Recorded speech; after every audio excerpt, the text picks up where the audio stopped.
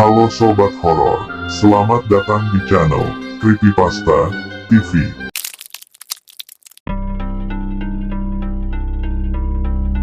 Peri telah menjadi bagian dari lanskap banyak budaya sepanjang sejarah. Selalu ada cerita tentang makhluk-makhluk kecil ini yang bersembunyi di tempat-tempat liar di bumi, dan banyak cerita tentang eksploitasi serta kekuatan mereka. Beberapa di antaranya murni hanya mitos dan cerita rakyat, tetapi ada juga banyak pertemuan yang dilaporkan tentang insiden nyata yang melibatkan peri. Hal ini benar-benar akan membuat semua imajinasi menjadi semakin liar. Salah satu kasus yang paling aneh dari kisah peri ini adalah saat seorang wanita muda mengaku telah diculik dan dibawa pergi ke tanah mereka, yang kemudian dia kembali dengan membawa lebih banyak misteri daripada jawaban. Kisah ini akan dimulai dari seorang wanita muda bernama Anne Jefferies, dari paroki Seteat, Cornwall, di Inggris. Dia lahir pada tahun 1626 dari seorang buruh miskin. Dia selalu menjadi gadis yang cerdas dan ingin tahu lengkap dengan imajinasi yang liar dan aktif. Salah satu hal yang benar-benar menarik perhatiannya dan menjadi semacam obsesi adalah semua cerita tentang peri yang ada di sekelilingnya. Pengetahuan daerahnya yang kaya akan cerita seperti itu, yang baginya lebih dari sekedar mitos. Sebagai seorang anak, dia akan menghabiskan sebagian besar waktunya di hutan mencoba untuk menemukan entitas yang sulit dipahami dan berkomunikasi dengan mereka, dan kebiasaan ini akan berlanjut sampai dia remaja, ketika dia bekerja sebagai pelayan di keluarga Moses Pitt dan istrinya Joan. Di keluarga itu, dia akan melakukan tugas-tugas rumah tangga dan juga melayani sebagai pengasuh dan perawat untuk dua anak kecil pasangan tersebut. Pada usia 19 tahun, dia masih pergi ke hutan sepanjang waktu setelah tugas-tugasnya selesai untuk mencari para peri. Dia bernyanyi sepanjang petualangannya di hutan, berharap para peri merespon dan membuktikan bahwa mereka nyata. Dan pada akhirnya, usaha Anne tidak sia-sia. Dia ternyata memang sedang diawasi. Menurut kisahnya, suatu hari Anne sedang merajut di rumah keluarga Pitt, dan dia tiba-tiba mengalami kejang-kejang yang membuatnya sakit dan terbaring di tempat tidur. Beberapa hari berlalu dengan dia dalam keadaan tidak sadar, dan ketika dia bangun, dia justru membawa banyak kisah untuk diceritakan. Anne menceritakan kepada keluarganya bahwa dia sedang merajut ketika tiba-tiba dia mendengar suara tertawa. Ketika dia melihat sekeliling, dia menemukan ada 6 pria kecil dengan pakaian dan topi hijau, mata yang luar biasa cerah, serta dipimpin oleh satu pria dengan bulu merah di topinya, merangkak keluar dari semak-semak untuk mendekatinya.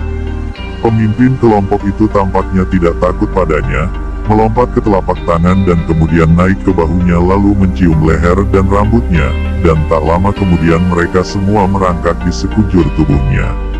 Saat itulah salah satu dari mereka meletakkan tangannya di atas mata Anne. Setelah itu dia merasakan sensasi seperti ditusuk-tusuk dan kemudian semuanya menjadi gelap. Hal berikutnya yang Anne ingat adalah dia terbangun oleh seseorang yang berteriak, "Robek! Robek!" Dan ketika dia melihat sekeliling, dia mendapati diri berada di bukit berumput dan terdapat istana, kuil, serta taman fantastis yang tidak dikenal. Dia juga melihat ada danau biru dan banyak burung berwarna cerah serta hewan lain yang bermain-main. Anne menceritakan bahwa dia mengenakan gaun sutra berhias yang panjang dan indah. Dia kemudian dibawa ke sebuah istana, di mana para peri terlihat makan, minum, dan menari. Anne tampaknya berada di negeri asing itu selama berhari-hari dan dia jatuh cinta kepada peri dengan bulu merah di topinya. Hal ini rupanya membuat para peri lainnya cemburu, dan mereka mengikuti kemanapun mereka pergi. Suatu hari, gerombolan pria peri ini akan mengelilingi mereka, dan ketika kekasih peri Anne mencoba membelanya, dia sekali lagi mendapati dirinya kehilangan kesadaran. Semuanya kembali menjadi hitam, dan Anne tenggelam dalam getaran yang mengguncang seluruh tubuhnya dengan suara dengungan di telinganya. Hal terakhir yang dia lihat sebelum semuanya menjadi gelap adalah kekasih perinya terbaring terluka di tanah.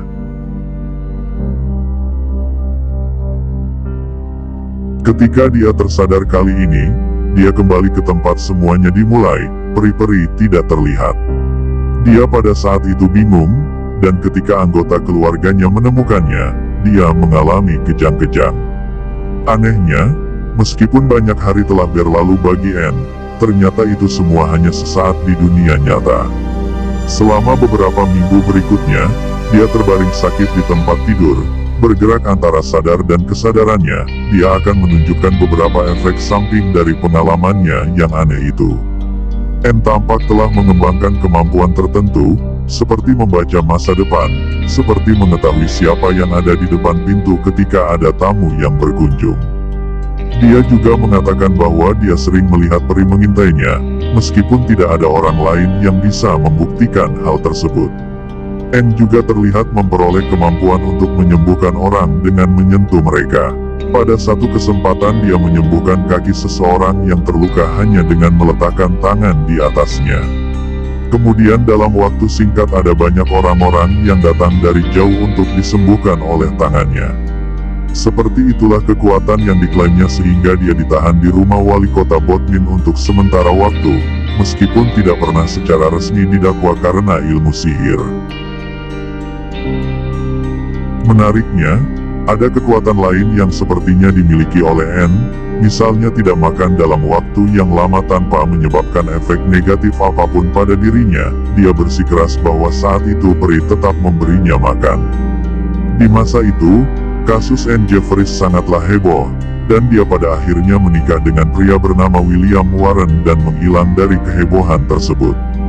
Dia juga mulai menolak untuk membicarakan pengalamannya atau melakukan sihir penyembuhan lagi. Kisah itu akan terus dibicarakan jika di seluruh area sejak itu, dengan sepucuk surat dari Moses Pitt, putra dari keluarga tempat dia bekerja, kepada pendeta Dr. Edward Fowler, uskup Gloucester yang meletakkannya di atas batu. Anne Jeffries meninggal pada tahun 1698, membawa rahasia apapun ke liang kubur bersamanya dan menghindari pembicaraan pengalamannya, hampir sepanjang hidupnya. Apa yang sebenarnya terjadi kepada Anne Jeffries? Apakah ini peri yang sebenarnya, penyelundup interdimensional, atau kasus penculikan alien? Atau hanya hoaks dan ocehan seorang wanita muda yang sesat, atau bahkan murni hanya cerita rakyat? Tidak ada cara untuk benar-benar tahu, dan apapun jawabannya, itu tetap menjadi salah satu kisah peri yang aneh.